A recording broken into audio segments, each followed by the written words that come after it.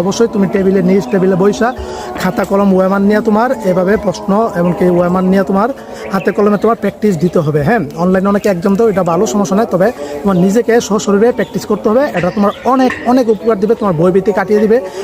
তুমি এই টানা এখন থেকে আজকে তো 17 নভেম্বর, তুমি 16 জানুয়ারি পর্যন্ত এই কাজটা করো, ইনশাল্লাহ দেখবে যে তোমার আত্মবিশ্বাস কনফিডেন্স অনেক লেভেলে বেড়ে যাবে এবং তুমি ভালো কিছু করতে পারবে ইনশাল্লাহ। এটাই মেন কাজ। হ্যাঁ, এই কাজটি করো। এখন শুধু রিভিশন আর হচ্ছে তোমার এমসিকিউ প্র্যাকটিস, এই দুইটা কাজ করো। এই দুইটা কাজ করলে ইনশাল্লাহ আশা করি অনেক অনেক ভালো হবে।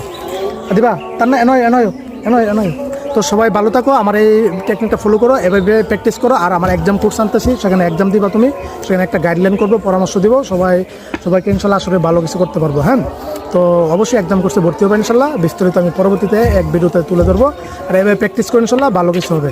আর 3টা ভিডিওতে দেখতে পাচ্ছেন যে আমার 3 বাতিজি, এটা হচ্ছে আমার বড় ভাইয়ের মেয়ে ফাতেমা, এটা হচ্ছে আমার দ্বিতীয় ভাইয়ের মেয়ে